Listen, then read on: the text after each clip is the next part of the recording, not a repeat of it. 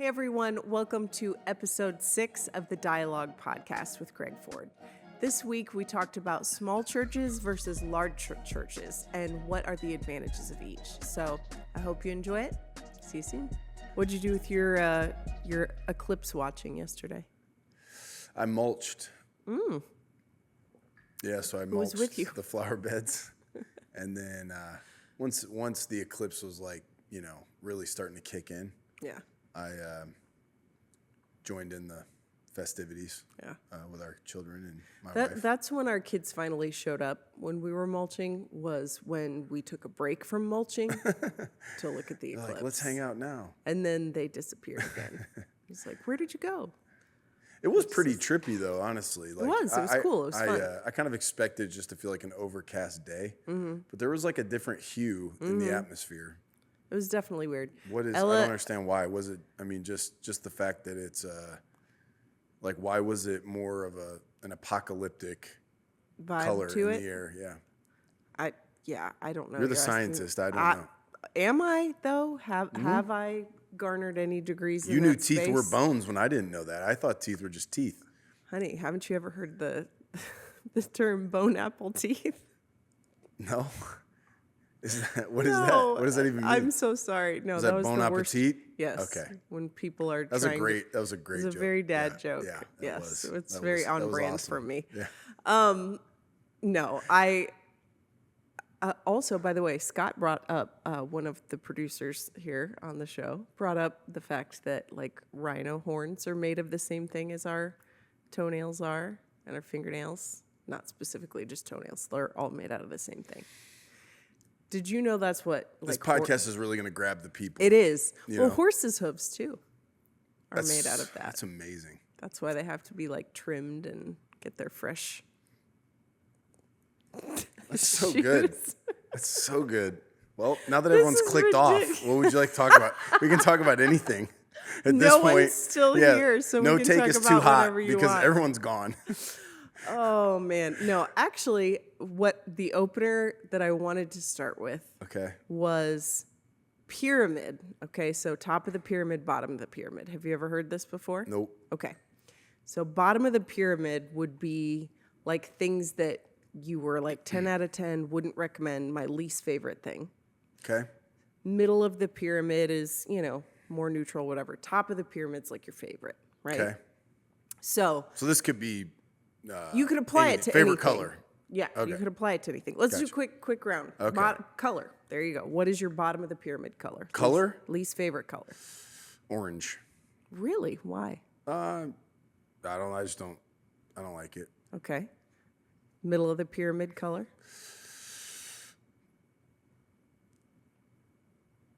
Green. All right. The hat's a mid hat for you. Yeah. Okay. Top of the pyramid. Blue or a gray blue. Like a blue gray. That's just classy. Okay. That's just All right. super classy. Of course, I think gray makes every color a little better. A little So a blue classier? gray, a green gray. So you're a shade things with gray, and then it will Yeah. add instant class to it for you. I've always liked gray. Okay. All right. So gray is up there as well. Okay. So But if we're good. talking color, blue, yeah. Yeah, so you get the concept. You got it. Okay.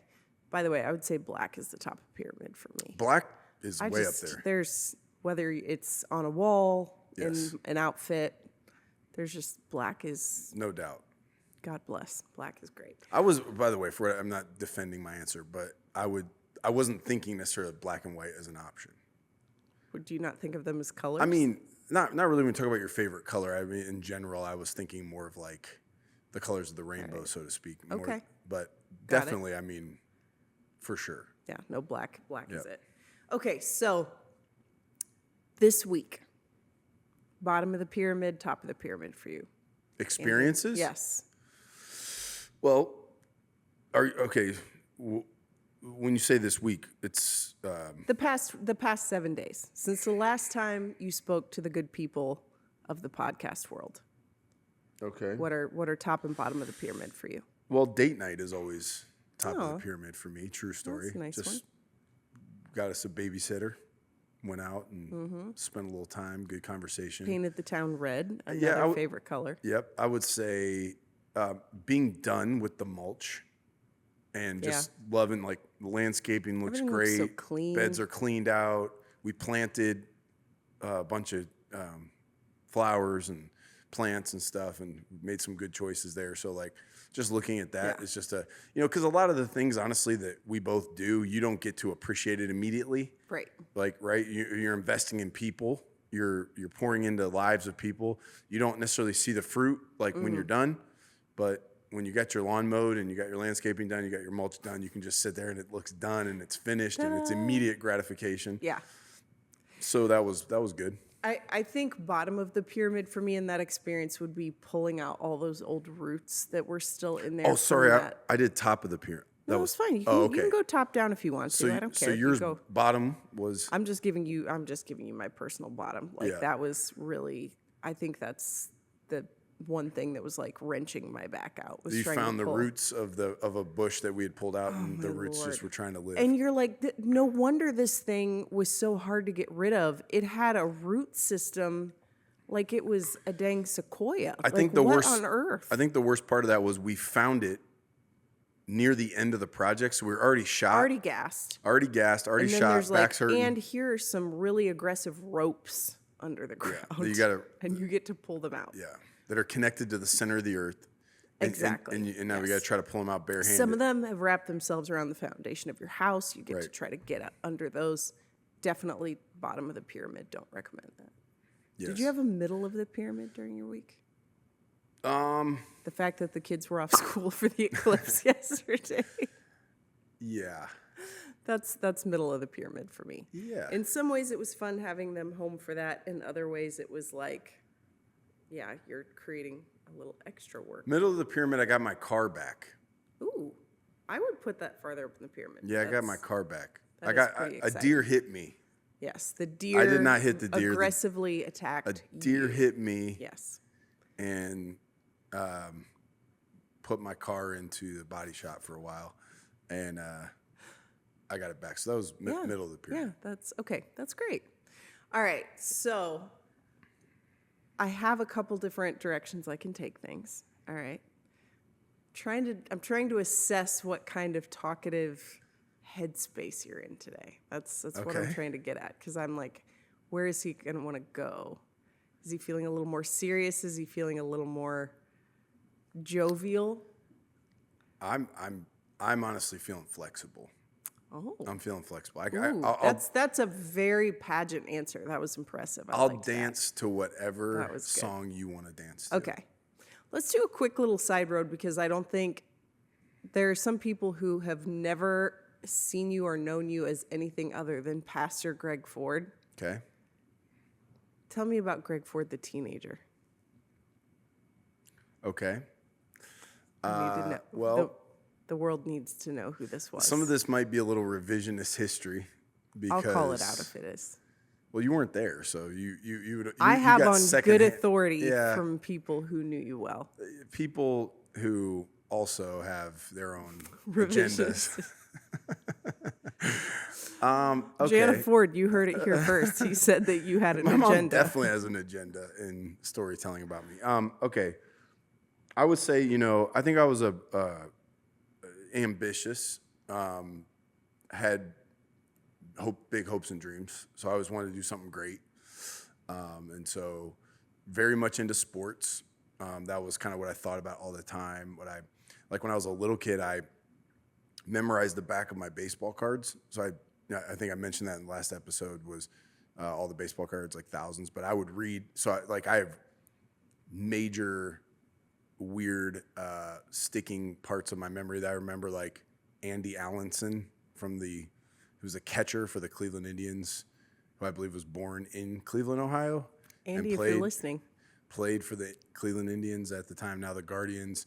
But I was just so into sports. Like, that's what I thought about all the time. And that's what I perceived would be a great life. Which, by the way, I can attest to your knowledge of like all things historical sports. This is God's honest truth. We will watch ESPN Classic sometimes, and it will be some random, like, it could be a mid-season game from 1989, and it's two baseball teams that are playing nothing of consequence, and Greg will literally say, 7th inning, this person's going to be up to bat. They're going to hit it into the outfield, and this person's going to catch it. And he's right. It's insane. Well, in fairness, your knowledge base is wild. In fairness, if they're playing something on ESPN Classic from 1987 or whatever, it's probably not a random Not game. a regular season It was a game. World You Series get my game. point, though. I was Fine. locked in, and so but it is crazy though. Like there's not a World Series game or a Super Bowl game or anything that you couldn't quote me everything that happens and everyone that played for decades. Decades. And you can remember exactly what point in the game, who passed where, when, who blocked this, who. It's wild. Half the time you also remember what the announcers are going to say next, which is insane to me. Like you have this whole portion of your brain computer that has been reserved for that, and it's like, nope, we are never dumping this knowledge. Well, it's interesting because doing like some of the personality typology things that you and I have done it's really helped me in self-awareness and like knowing like how my brain works, and it helps me knowing how your brain works and other people's as well, to just be able to interact better and understand people. But my brain is, if I'm interested in something, I can store it very much, and if I'm not, my brain just deletes things that just happened. Everything. Yep. Yeah, like I can't remember. I mean, people go, "Hey, remember that? That was last week." I literally don't remember. Like my brain just deletes things but then that your it doesn't. Memory for other things is insane. But then it's like if I'm into it, if I'm interested in it, then it will. Yeah, I'll remember in tremendous detail. But that, if you go back again to when I was a kid, that question, my relationship with school was kind of like if I was into it, then I would thrive and do well. But if not, then I would become the class clown, or I would basically try to entertain myself and the people around me because my brain didn't really think this stuff was worth remembering. Which, again, when you're 13 years old or whatever, what do you know about what's actually exactly? You're not mature enough to know that this actually is important, and all the parallel lessons to having to dig in on something you don't want to dig in on, but whatever. That was kind of, I think I was learning to mature. I have to make you tell a story to them that I made you tell your mother. Was this about the spider? Yes. We've already told this story. On the podcast? Yeah, we told the story. What? You did. You outed me. It was like the first week. You were like, you released a tarantula. Oh, that's right. The one on you're right. You're right. Okay, fine. Yeah, no. I'll let it go. Yeah, please. I'll let it go. I appreciate it. I just find that to be an especially heinous crime. So that really clearly stuck in my craw big time. Now it's on record. Now it is, and now it's on record that I have unforgiveness or something around this. I don't know. Can't let it go. But the idea that as a teacher, I would give my life to caring for these children and their minds and preparing lessons for them, and I have to deal with coming into my classroom. Yeah. And it's a scene from a horror movie. Arachnophobia is coming true in my room. Yeah. That would be hard to absorb. When it came to teachers growing up, I feel like I either had a great relationship or a bad relationship, and there wasn't much in between. But by the time I got to a little bit older, the teachers kind of knew, they talk, right? So they're like, "Hey, watch out for this kid. Don't let him pick his own seat." That type of stuff. And some of them would either befriend me, and then it would be awesome, or they would not. And again, I was too immature at that time. If a teacher kind of was trying to be a tough guy or whatever, then I wasn't mature enough to just get with it. I would create an adversarial relationship, and it affected my learning experience. Yeah. It wasn't good. I mean, I'm not proud of that. Yeah. But that was, again, I was learning how to understand my strengths and weaknesses and how to manage that and everything. So that was different for you in college, though, right? Because at that point you were invested in what you were learning. Yeah, I mean, again, you go to college is the first time you get to really kind of pick your own classes. Yeah. I mean, and now kids do more. They do more now, even than we had very little choice growing up. But high school. Yeah, in college you get to pick your whole direction. Here's what I want to major in, and then you get to pick your classes, and so. I felt like I was choosing it, and obviously some of them you have to do. But definitely once I decided I was into the subject, I learned a lot more and got a lot more out of it. So did teenage Greg Ford think he wanted to be a pastor? Oh, heck no. No, not at Okay. all. Okay. No. And when did that change? Well, I didn't perceive as a kid, I didn't perceive going into ministry or being a pastor as any kind of adventure. It was more of, I saw it as a good deed for someone to do, but it was more of that kind of like caretaker type of role. And somebody who was very moral, but didn't necessarily have fun. And so to a guy who had a high value on fun and a high value on adventure, it just didn't seem like a fit for me. Yeah.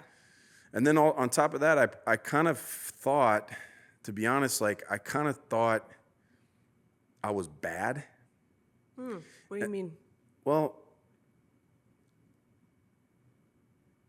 my peers that were like following God and following Jesus seemed to want to be at church.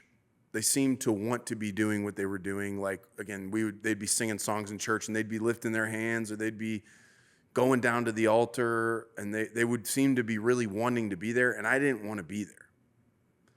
And I didn't even want to lift my hands, or I didn't want to go down to the altar. Like, I didn't want to do the things that I was kind of shown you're supposed to do. And so I kind of concluded, like, well, they all want to do this. I don't. They must be good kids, and I must not be good. And so I kind of had this, like, if I'd even thought about going into ministry or something, or being a pastor or preacher, I would have thought, no, I'm not qualified. Like, I'm not cut from I'm that not cut cloth. for that. Like, that's not. That's interesting. I'm not a fit for that. It's for somebody else. I wonder how many people actually think some of those kinds of things growing up. Like, they think they're not qualified for something like that because they have a certain view of themselves. I actually think that's really fascinating, because I think there are probably a ton of people who would be really wonderful leaders in a space like that, because they are very, like, kind, empathetic, smart, curious, whatever people that would qualify them to be, whether it's a pastor, a therapist, whatever, but like they disqualify themselves from some of those types of things because they think they're missing a piece. Definitely. So I think, okay, so let's just take the theory, the concept, right? That, okay, you have some kind of system, or you have something that is the way it is, the status quo. And then you have someone who's outside of that, right? They don't fit into that. Well, often, right, the change happens because you have a catalyst, a change agent who comes in and disrupts whatever the status quo is. Yeah. So what happens is, again, it takes that type of person to do that, or those type of people to do that. But those people are going to feel out of place in the environment. Right. So if you were some kind of cutting edge, whatever you said, therapist, teacher, right? Yeah. People who disrupt the educational system, they come in and they go, hey, we're going to teach this whole new kind of way. Well, what does it do? It doesn't fit into the way it currently is. And so that person feels like a rogue outsider, whatever. Some people perceive them that way, and they even feel that way in the environment, which is a reason why a lot of people might avoid those environments, because the conclusion you come to is, I don't fit into it. But it takes someone who kind of doesn't fit into it, but values it and cares about it, maybe to come in and bring a whole different way of thinking. Yeah. And also, I think it also kind of, in some ways, if it's not you don't feel like a fish in water, you don't necessarily have a warm affection for the status quo, it gives you probably a little thicker skin to come in and make some changes, right? To rearrange it a little bit. And I think again, over time, wisdom, maturity, you start to learn which ones of those instincts do you listen to because it's actually for the greater good, and which ones of those instincts are actually you just making changes or, desecrating something that you shouldn't be messing with or whatever. So I think there were some of the seeds of that early on. And it took me a while to come to peace with it, because some of those rough edges, God wants to smooth out. And in order for you to be as effective as you can be, you need to smooth out some of the rough edges. But some of those rough edges need to be sharpened because they will enable you to be able to serve or reach people that aren't currently being reached. Right? People that are outside of that need to be reached. And so that was kind of where it took me a process of kind of learning my own voice, finding my own voice, being comfortable in my skin. To this day, I don't feel like a pastor, or how I would perceive a pastor would feel. But because I've kind of submitted myself to the process and discipleship of allowing God to go, no, that's immature, you need to sand that off, or no, that is just unique to your calling, and I want to sharpen that. And I've done the best I can to submit myself to that. I feel like through that process, God has enabled me to reach some people that maybe wouldn't have felt at home or connected to other leaders, other places. And so, yeah. How about you? What was young Shaylyn doing? She was an oddball. She was not that fun to be around. She was I not think. an oddball. No, she was reading books. She was not a good time. She was reading books a lot. Yes. She was reading lots. That's what I mean. What was your favorite book as a teenager? Oh, that's hard. Okay, what was one of your favorite books as a teenager? So as a little kid, we can start with that. Like I read all the Little House on the Prairie books like multiple times. Boxcar Children. I think you read. I read the Boxcar Children. Heck yeah. I think you read Boxcar Children. You're preteen. You're like the Babysitter's Club, all that kind of stuff. I did not read that. I read a lot of historical books in high school. I think that was really like, I mean, I know you've found my bookshelf to be a little amusing at times because like I had a lot of like World War II historical books. When we got married, like this thick. We moved in the biggest book I've ever seen on the Third Reich. And that was actually only the second installment of 3. That was the biggest. That was the biggest book I've ever seen.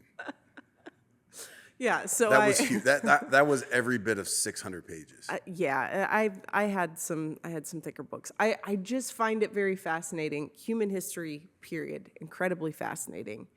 I think you were into Frank Peretti books. I did. That was a fiction piece I loved. I did love Frank Peretti. I just think he's a very creative writer. The thing I like about Frank Peretti is his ability to like really make you see something and kind of give you a chill. Great storyteller. Great storyteller. Like he creates the atmosphere where it definitely feels like the books are scary though, if I'm being honest. I said, it gives you a chill. Like Frank Peretti is like the Apostle Paul and Stephen King had a baby and it wrote a book. He really is. No, that is actually a great analogy. But he's just so good at putting you like in the space where you can feel like the tension of a moment and stuff. I like that. I think being able to do something like that well, where you're writing this kind of fiction that it could feel very cheesy if it's done poorly, and you're like, okay.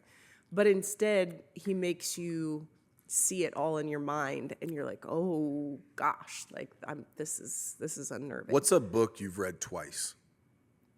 Oh, I've read a lot of books twice. What's a book you've read thrice?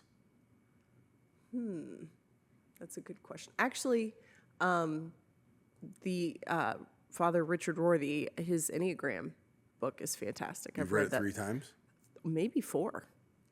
I've read it, at least parts of it I've read multiple times. You read it 3 times to try to, because you feel like you missed something or you want to? I'll go back to it, so it's not like I put it down, pick it back up, and immediately read it through again. Like I'll revisit a book, at a later time if I felt like, man, there was a piece of this, that I really. So sometimes I won't even do a full reread. It'll just be a portion of a book that I'll go back and reread it.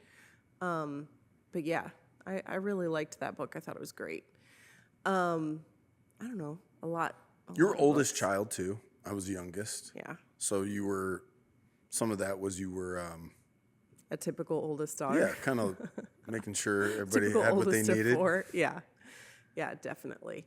Actually, a really good historical book that I read not too long ago was called When Women Ruled the World. And it's actually focused on all of the female leadership in ancient Egypt. Okay. Super fascinating. Okay. Like, not whether you're looking for like a feminist book or something, it's completely like regardless of that. It is just an incredibly fascinating look at that whole country and that history. So that approximately is such how many different leaders were they talking about? I want to say, I think like 17 All over right, the. so can you give me, you don't even have to remember the name unless you do, but like what was one of your takeaways from that? Like what was something that you, like whether it's kind of a summary of a story with a takeaway, like what struck you about it? Yeah, first of all, just the way that we rewrite history a lot of times to erase people because it doesn't fit a narrative. Like there were some of these sons who are listed as, the leaders of Egypt through these really massive times of building and, infrastructure and knowledge expansion, the Library of Alexandria, things like that. When really they were little boys and their mothers were running everything because they were 10, and like they were the ones making these calls. So that in and of itself is fascinating, just how much we've rewritten history over time. But then also just some of the accomplishments of some of these people that you look back at ancient history and you're like, gosh, you forget like how much was done and the monumental effort that and the kind of like groundbreaking thinker you would have had to be to come up with some of these concepts and to implement them and to put in like the strategy and the infrastructure to make it happen. And the first like strokes of world collaboration between superpowers and things like that it was the first time these things were happening in human history. And so it's incredibly fascinating, like seeing people that you really were like thinking of these things no one had ever thought of before and implementing them. So what was obviously I know you just like, you love information for the joy of it. For the joy of information, right? Like that's one of our differences. Usually, like I'm always like you want to know it if it has application. Yeah, how does it apply? I just want to know it because and you it just exists. like to collect. You're a collector of information. So there's obviously that joy of just knowing that this thing happened in history, and now you know about it.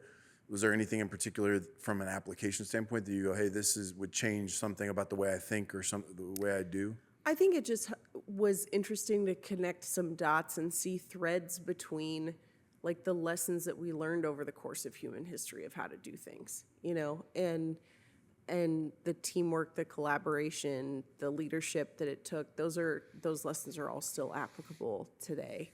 And I think even just seeing the way that people would kind of get around some of these really big obstacles in a really creative way to get to a massive goal, So I don't know. I just loved it. It's cool. just good. That's good. Okay, so one of the main things I actually wanted to ask you about today that has been fascinating to me recently is I see so many discussions. I thought this was pertinent to you because you are a pastor and because you pastor a large church by pretty much, I would say, anyone's definition that you pastor a large church. How many people are here on an average Sunday at this point? About 3,000. Okay, and then events like Easter had like 6,000 people in person. So what is the average church size in America? Is it like 100, 200 people, something like that? Probably. Okay, Yeah. so statistically speaking, a large church. I see a lot of people having these discussions about whether large churches should even exist and what are some of the pros and cons of large churches and small churches.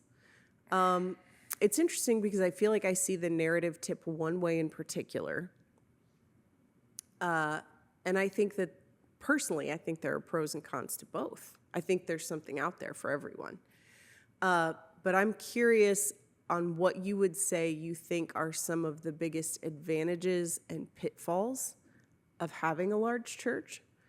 And how do you walk through some of those? It's a good question. I think about that a lot because I think so let's think about cities, right? You have small cities, small towns, and you have huge cities, right? Great comparison. So you go, which is better or worse, right? I mean, there's a lot of wonderful things about a small town. There's a lot of wonderful things about a big city. And you see how each one of them has their own strengths and liabilities. In a big city, there's probably more danger in general. Not that something bad can't happen in a small town, because bad things happen in small towns all the time. Crime happens. But there is a reason why, in general, people have the reaction if a crime happens in their town. They go, we never thought it could happen here. Why? Well, because statistically, like, it's been, 23 years since the last murder in your town. No one ever got robbed in New York City and went, I didn't think it could happen here. Right.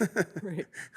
So, so I think different dynamics of city fits different people differently. Mm-hmm. Some people in small towns are dying to move to a big city, and vice versa. And some people born in big cities, like, I can't see myself anywhere else, and same with the small town. Mm-hmm. So I think to think that the size of something in and of itself is wrong or bad is, I think that's a flaw to think that way. Yeah. But I think you'd also be a fool to go, well, it's bigger, therefore it's better. Right. You have to know what are the liabilities of the big city or the small town, mm-hmm. and then to try to manage that the best you can. And so I think, when you look at, as the larger a church gets, the more it can become impersonal. Mm-hmm. It can be built completely or mainly on individuals or specific personalities. You get these cult-like followings. Yeah. And then there's they can become overly corporate to where you have now these different liabilities, and therefore that type of thinking can absolutely take over the mission. Mm-hmm. So now our mission isn't about building the body of Christ, and it's not about serving people and loving God and worshiping God and honoring Him, and it just becomes another business. Yeah. So that's not a problem to be solved in my mind. It's a tension to be managed. I think, like, when you look at entities, organizations, leaders, there's a lot of factors that go in. Part of it is what city you live in. Like, you're like, yeah, our church is growing, but our city is growing. Right. And it's going to continue to grow. Like, it's blowing up. So some of that, those just natural dynamics of just how much population is near you is going to affect sometimes how the church grows. Now, I'm not saying you can't defy those laws, those sure. Dynamics. They do happen, but mm-hmm. like, sometimes you're in a thriving place, the church isn't thriving, or vice versa. But those are factors. And so I think it really gets down to, like, not trying to make a church a certain size. I think it's kind of, switch the analogy real quick. It's like your kid has a certain DNA. You want to feed them right. You want to take care of their needs so they can grow to their full potential. Right. Hudson, has a certain DNA. Our son Hudson, his foot is this big. It really is. Your side of the family, dude, everybody's tall. Yeah. He takes after your side of the family. He's going to be tall, right? We didn't say, like, we want Hudson to be 6'9". I don't care how tall he is. I just want him to be as tall as his DNA is supposed to be. Right. So what do? We feed him well. Mm-hmm. We get him to bed on time. Mm-hmm. Okay. We care for him so that he can grow to his potential. Get exercise and fresh air. And Miles likely will be shorter than Hudson. What is our goal, to make Hudson or Miles as tall as Hudson or taller? No, it's to be Miles' full potential. Right. So I think, like, within a church, it's not that we're trying to be big or not big. It's that you're trying to be the potential of what God's brought together. Yeah.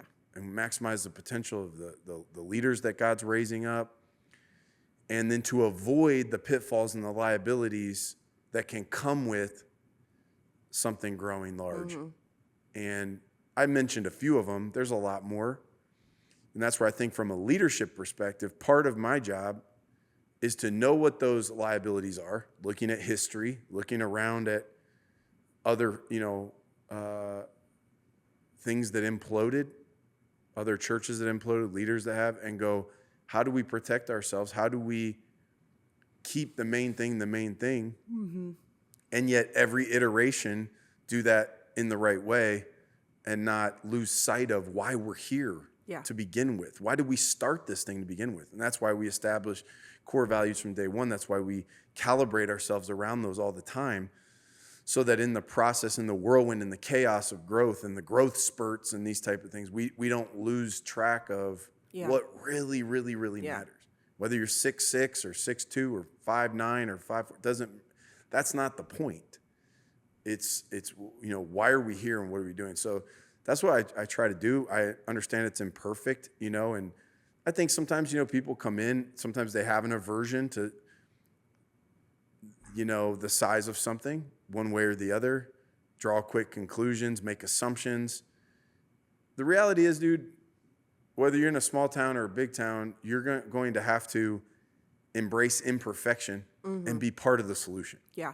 Every once in a while, somebody who was super involved and connected and we love very much, is they leave. And you're like, well, what's up? Well, we just have so many people coming and we're not discipling them fast enough and they don't like that. And so they leave. And it's like, well, that's like me getting upset with Hudson because he's taller than he is mature.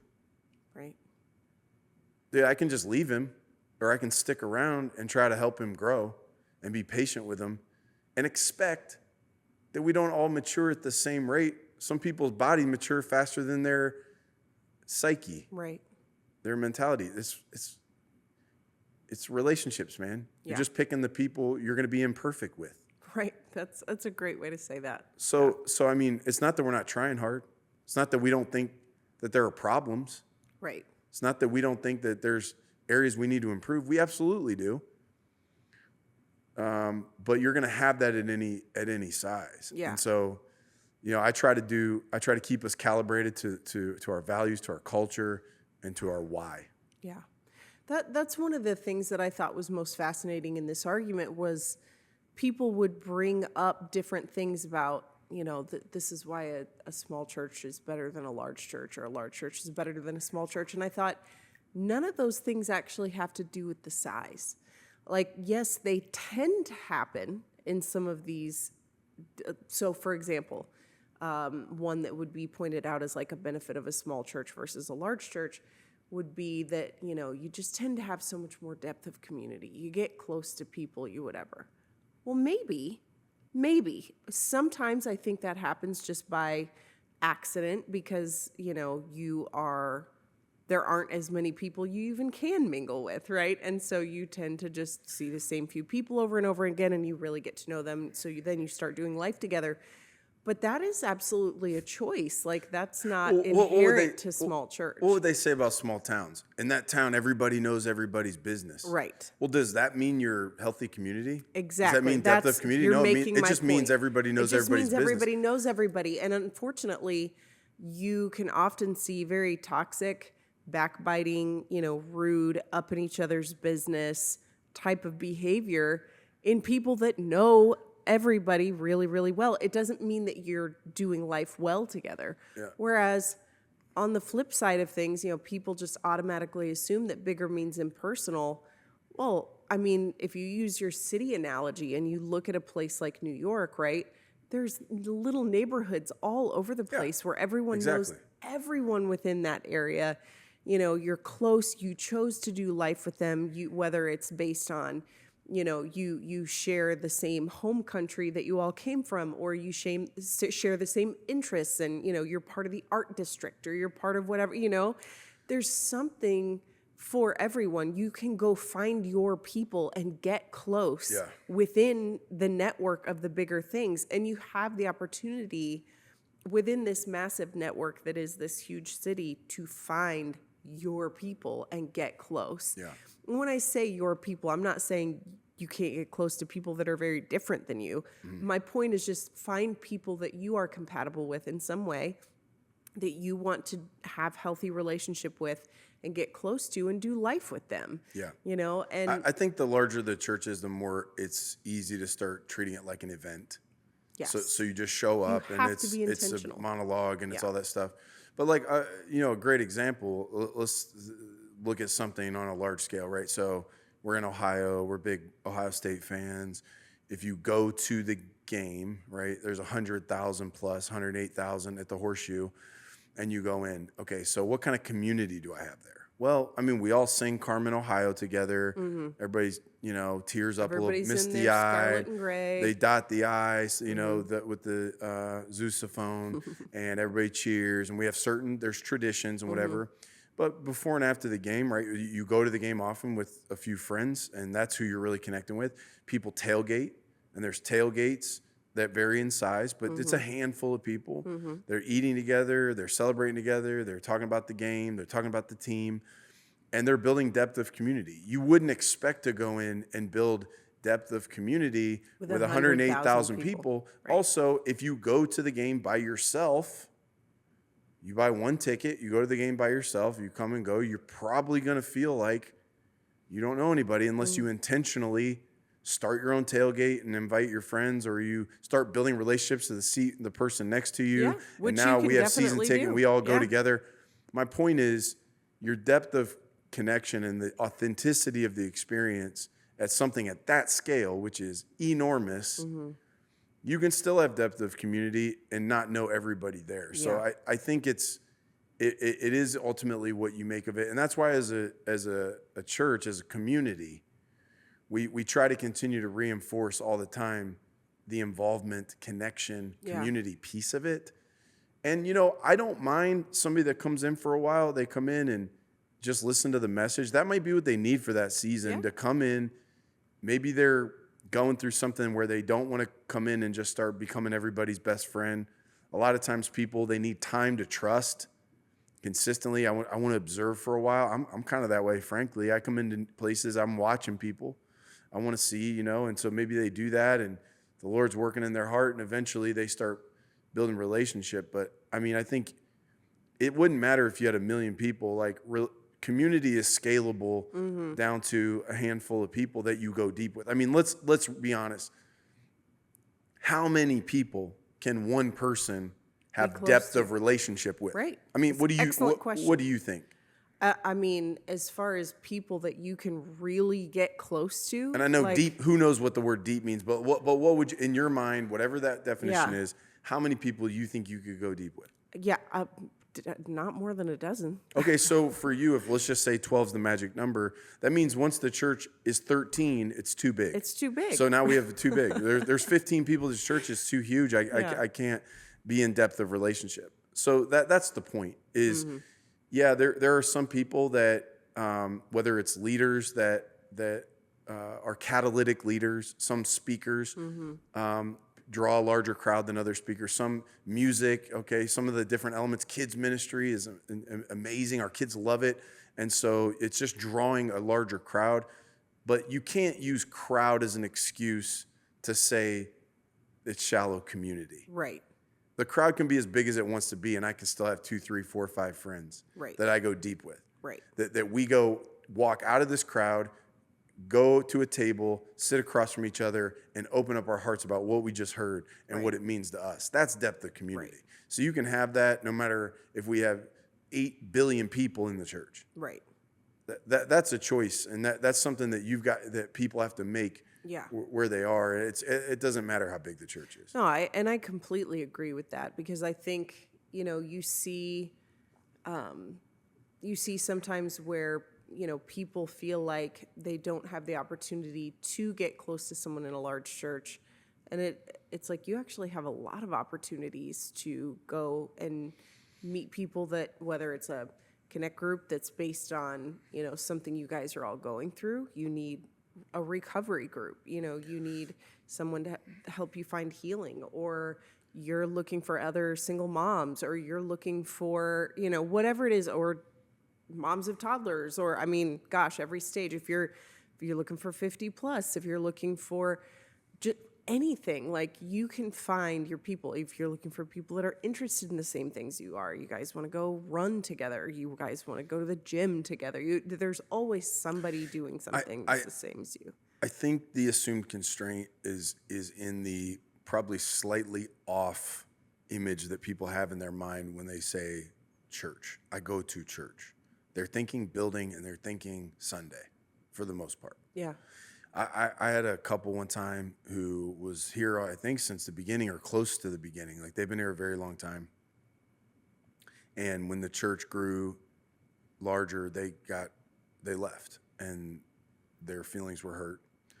And they reached out to me, told me their feelings were hurt. And so I met up with them. And there's people I love very much and known a long time and been to war together, you know. So anyway, I asked them what happened, and they were like, you know, when the church got too large, they're like, we went through a lot of bad stuff, and no one, you know, the church didn't do anything for us, didn't help us, didn't acknowledge us, didn't respond to us.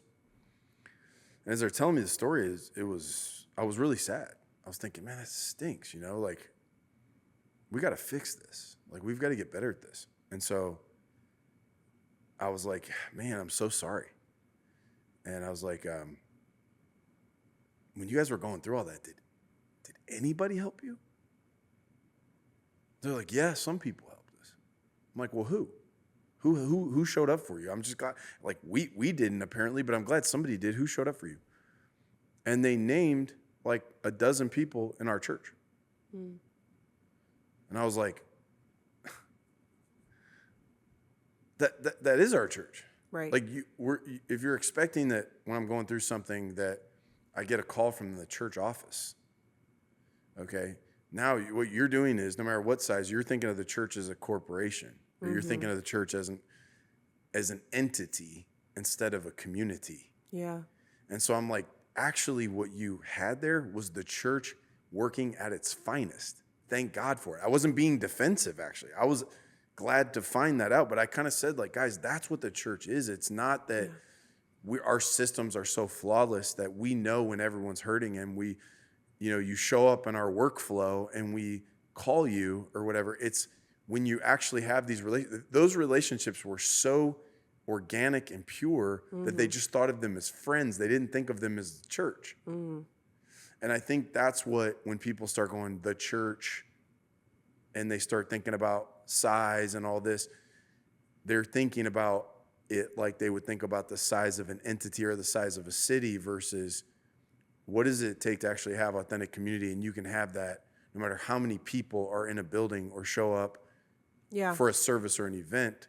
You're going to find, you've got to find that kind of a different way.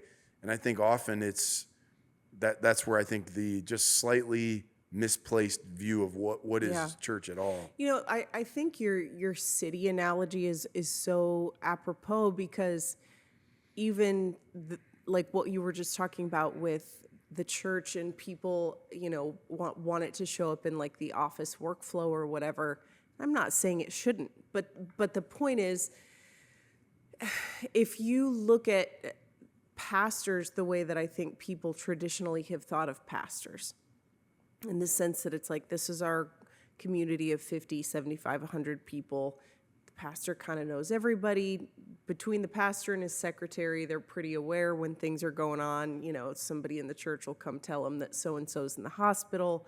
They go visit them personally. They do every wedding. They do every funeral. They do, you know, whatever. Versus a big church where obviously that's not possible. It's not possible for someone to know thousands of people that well and to be that many places at once. You just can't. When you compare it to a city, it makes me think of, like, my grandfather was the mayor of a tiny little village of just a few hundred people. And if you were going to get married, guess what? He was the justice of the peace, and you got married in his living room, because it was such a small community that they didn't have any kind of a city building, right? They didn't even have an office. Shout out to Ridgeway, Ohio. And so people would go get married in his living room, you know, and pretty much anything that needed done, he had another full-time job, and being a mayor was kind of what he did on the side, right? Versus if you're the mayor of New York, Yeah. there's how many million people there? I mean, And they're both mayors, but the job description is very different, but but at the heart of the job description, caring for that community and making sure it has what it needs. loving that city. That doesn't change. So whether you're the person that's doing the marrying and burying, whether you're the person that's doing the weddings in your living room and you're signing a few papers here and there and you're doing the city council, or you're running, just the transit system on its own is this entire behemoth thing that you are organizing. You don't know all your citizens by name. You don't know everyone. You don't know everyone that it works in your offices even. It's not at that scale, right? It's not possible. Like, you may recognize that person that you pass every day, but you don't know them. You don't know every person that's manning something in the subway. You don't know every trash collector in the city. You don't know every electrician that's working on the power lines. It's not possible for you to know all those people, but to be the mayor of a city like that is such a huge responsibility that you cannot do that job without deeply loving the city and being committed to its success. Or you could, like, again, both the small town and the large town mayor could wake up and go, I love this city. How can I serve this city better? Right. Or both of them could wake up and use and abuse the city for their own personal gain or whatever, that's right? a great point. You could be the mayor of that city and be a crooked, deceptive, corrupt human being. Yeah. But there's corrupt small town mayors. Yeah. There's corrupt big town mayors. There's mayors that get up, they don't even know a tiny fraction of the name of the citizens, because there's a lot of them, but they get up and they they love that city. They think about that city. Right? So there are pastors, small town pastors, that are there for absolutely everything and weep for those people that they know who are going through grief and loss, and they're right there. They're down at the Little life League on ball life, fields dude. on Wednesday nights. Exactly. And then there's others that they don't, but they still grieve for that community. They still love those people. They still wake up every day going, how do I serve these people best? How can I build an God, infrastructure better that supports Use them? me in my strengths, Lord. Cover me in my weaknesses. Help me assemble the right team. Lord, what is it that you want me to do to take, my little, one finite life and aim it for your glory and love people? How do I do that? And so it's, you find it both places. Again, the city analogies. The reason I bring that up is, and that's not apples to apples totally, because again, we're a spiritual community centered on God and on Jesus. But it's a structure that helps but it's people a community. Understand. And that's what a church is, right? It is a community.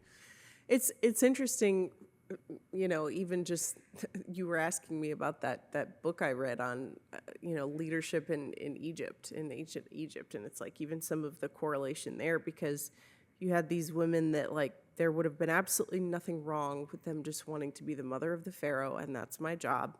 And I pour myself into that, right? And make a few changes here around the palace that take care of the people that work here, and that's wonderful. And then there are these other women who went, you know what? I could let someone else be a regent and look over my son until he's old enough to do this, or I have vision for this entire country and for the place that I think we could be in the world, and I'm going to go implement that. And neither of them are wrong. They're both right. It's about what scale. Yeah, either is of them the could right be fit wrong for you. or could be right. Right. But what is a scale that fits you, and your gifting and your vision and the passion that you have for things, and which way are you actually most benefiting your fellow man and the people around you? And so I think this discussion and this idea that somehow one size is inherently better than the other, I think, to me, feels irrelevant. Because like you said, you can be crooked and manipulative and wrong at any size, and you can be beautiful and life-giving and sharing and thoughtful and supportive at any size. I personally think one of the keys is, in the healthiest way possible, always continuing to question your own motives and your own calibration. Yes. Because no matter what, I can deceive myself. I can build in an excuse as to why I'm doing what I'm doing that has a noble punchline. Anybody can do that. So if all I want is to be noble or to be perceived as noble or to convince myself that I'm noble, I've got all those sound bites. Yeah. It's having the sincerity of heart to go to God and say, search me, O God. Know my heart. Yeah. Lord, am I doing this thing? Am I making this change?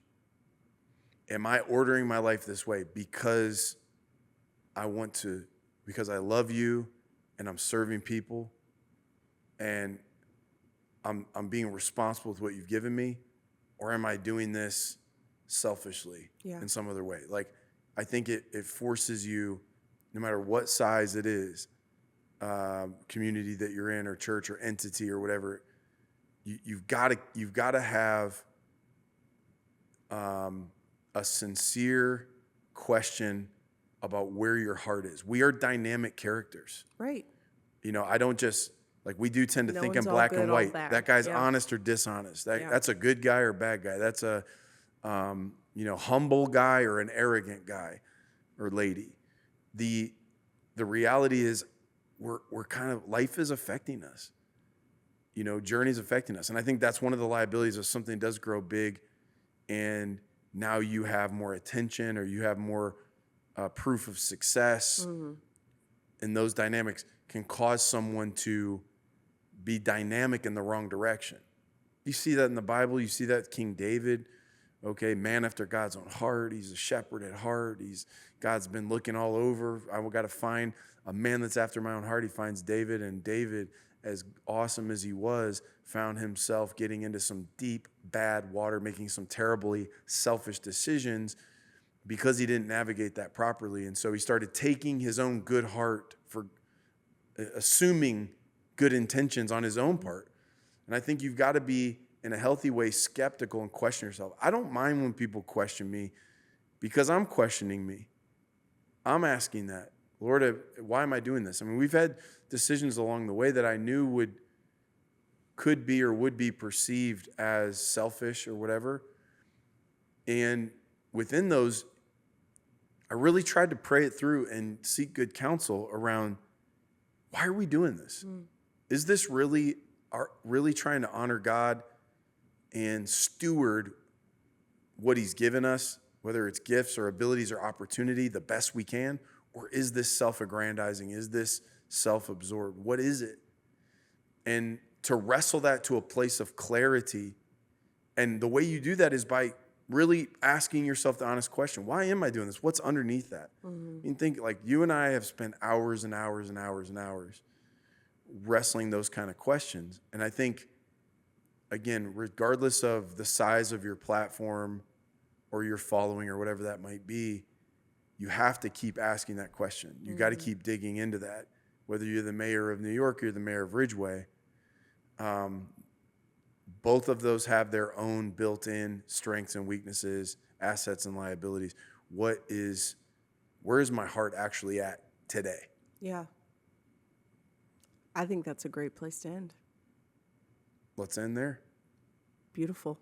Thanks for the convo. Thanks for adding to it. Glad you're feeling better. I am. I saw you cough a couple times, but it's not as bad as it was last week. Oh, man. Way better than last week. So thanks for bearing with my still slightly nasally weird voice, but, we're on the right track. It's an improvement. So see you later. See ya.